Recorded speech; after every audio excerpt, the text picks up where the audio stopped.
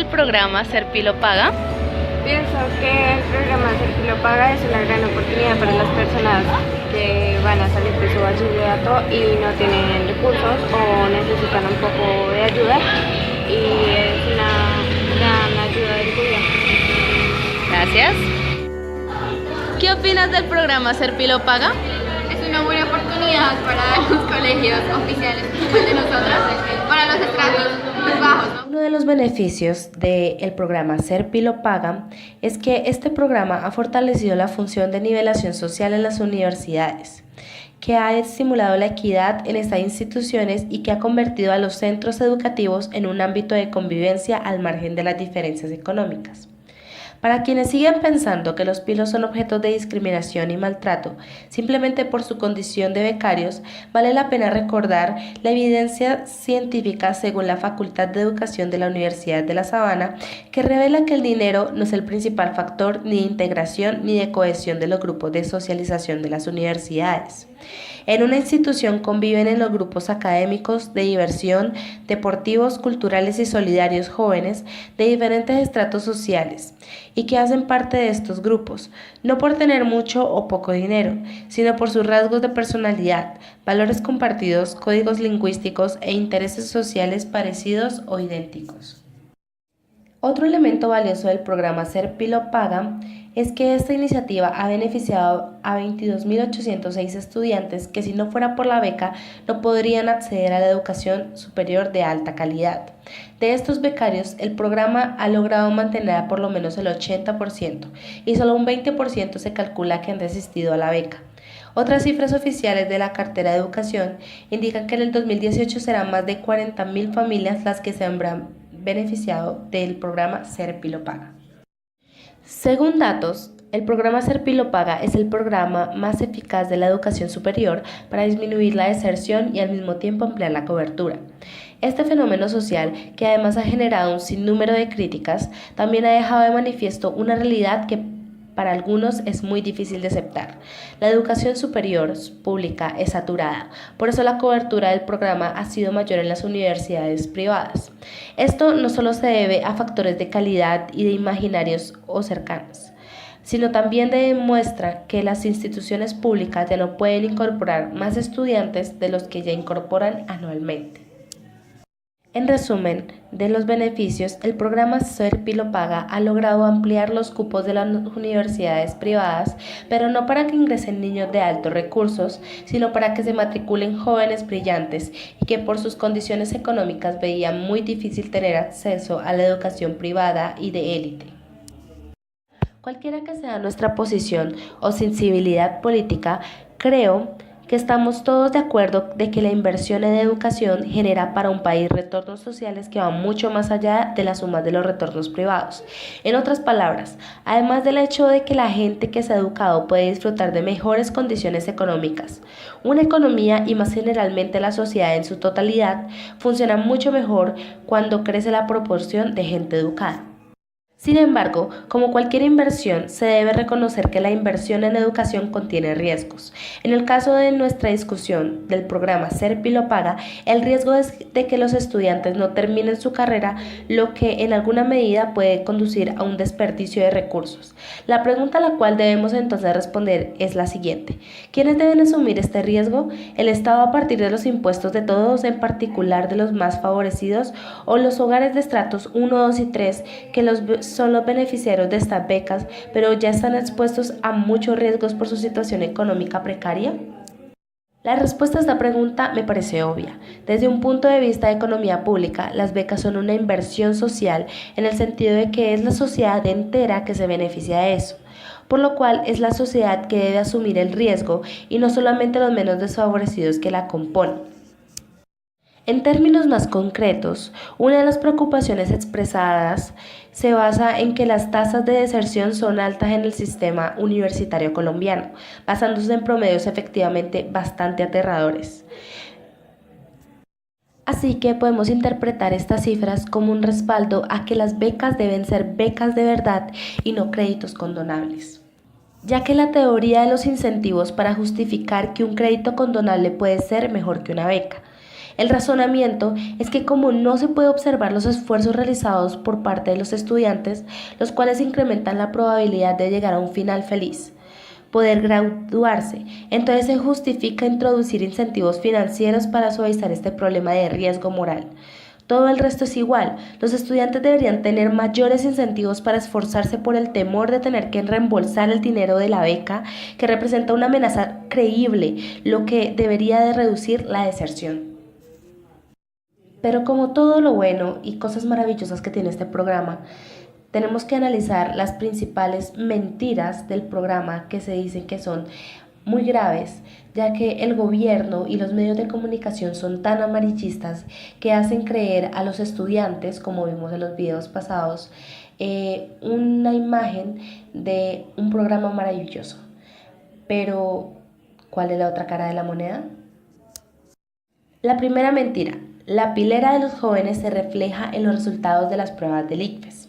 En Colombia se usa en forma coloquial la palabra pilo para designar a una persona que es considerada como inteligente, juiciosa o que obtiene buenos resultados escolares o descuella en una determinada actividad. Un estudiante pilo sería aquel que obtiene buenas notas, lo que da a entender que es sinónimo de inteligente, una falsa idea que se encuentra detrás de todas las pruebas académicas de respuesta múltiple, como las que presentan los estudiantes del grado 11 cuando concluyen la educación media. Ahora, el gobierno de Juan Manuel Santos y su brillante ministra de Educación, Gina Parodi, creen que ese foso infranqueable entre la educación para ricos y para pobres se va a solucionar escogiendo a los 10.000 estudiantes que tengan un puntaje en la prueba Saber 11 de 310 puntos y un Sisbén bajo. Porque se estableció que este es un puntaje que mide la inteligencia de los jóvenes colombianos pobres, que por meritocracia accederán a la educación de calidad tan anhelada y tan prometida por nuestro presidente Juan Manuel Santos. Y ahora viene la segunda mentira que ha sido la más criticada por parte de la sociedad. No son becas, sino créditos. Gina Parodi ha anunciado que el gobierno concederá 10.000 becas cada año durante el próximo cuatrienio hasta alcanzar la suma de 40.000 becas. Esto también es falso, porque una beca que de verdad merezca tal nombre implica que se concedan las facilidades para estudiar como vivienda, transporte, alimentación, libros, fotocopias y desde luego pago de la matrícula y de los estipendios exigidos por la universidad. Si algo de esto falta, no estamos hablando de becas. El asunto es peor cuando claramente se estipula que es un préstamo condonable lo que concede el gobierno, a condición que el estudiante termine satisfactoriamente y en el tiempo estipulado una carrera. Esto es un crédito y no puede llamarse beca sin abusar del lenguaje. Al respecto, se argumenta que estos condicionamientos no representan ningún problema porque simplemente los pilos por sus méritos van a terminar los estudios, puesto que se les concede, aparte de que se les paga la matrícula en una universidad de calidad, una ayuda semestral de un salario mínimo si viven en la misma ciudad donde estudian y un salario mínimo y medio si estudian en otra ciudad distinta a su lugar de origen. En cualquier caso, reciben la fabulosa suma de 100.000 pesos mensuales y en el otro 160.000, con lo cual es imposible que un alumno viva y estudie dignamente. Si a esto se le agrega que la deserción universitaria es del 50%, nada lleva a suponer que el asunto va a ser diferente para los pilos pobres, porque con esto en poco tiempo existirá una masa de nuevos deudores pilos que no han soportado el tren del negocio educativo y van a quedar sin estudio, sin títulos, pero con una inmensa deuda con el sistema financiero que se ven obligados a pagar, ellos o sus familiares. Y la tercera mentira. Con la llegada de los pilos, la universidad privada se hace pública. Varios comentaristas de prensa han dicho que un efecto notable del programa comentado radica en que va a contribuir a hacer más pública a la universidad privada, porque a ella van a llegar jóvenes procedentes de todas las clases, etnias y regiones del país. Nos sorprende que el programa haya sido diseñado en la Universidad de los Andes y que a esta universidad hayan llegado 600 estudiantes.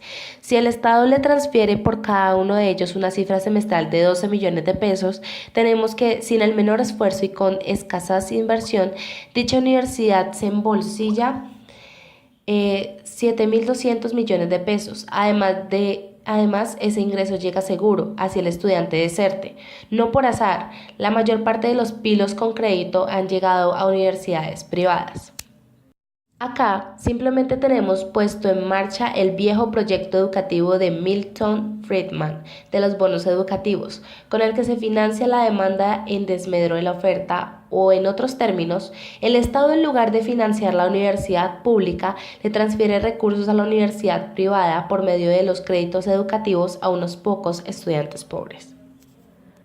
Tampoco se debe olvidar que, dado el clasismo que impera en las universidades más estilistas, los estudiantes pobres que allí llegan van a ser perseguidos y estigmatizados, como ya se empieza a ver en las universidades de los Andes y de la Sabana, donde se han empezado a hacer grafitis y denunciar la llegada de guisas, empleadas del servicio doméstico y ampones que van a llegar a contaminar el ambiente social de quienes nunca se quieren mezclar con los pobres.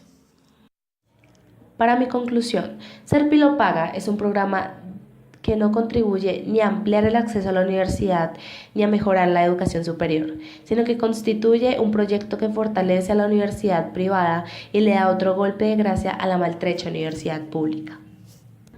Sin dejar pasar que el propósito de este programa de becas es promover una mayor equidad a través de un mayor acceso a la educación superior, por un lado, y que este mayor acceso se acompañe de un incremento de la meritocracia, por otro lado. Si realmente se quiere cumplir con estos dos propósitos, creo que es importante poner a los estudiantes en situaciones muy parecidas. Si queremos equidad real de acceso a la educación, en particular a la educación superior, hay que aceptar que todos los estudiantes, sin diferencia, pueden fracasar en el intento, tanto los becados como no los becados. Al contrario, si unos pueden fracasar con pocas consecuencias, mientras que otros no pueden fracasar sin poner en peligro los recursos económicos y el bienestar de sus familias, el programa pierde automáticamente su propósito de mejorar la equidad. Sería una lástima, porque como lo podemos inferir a partir de las estadísticas, la deserción entre los becados no será un problema o de menor relevancia. Mejor dicho, hasta si se contempla únicamente un criterio de eficiencia, dejando por fuera consideraciones de equidad, tendría muchas dudas de que la modalidad del crédito condonable sea la mejor opción para disminuir la deserción.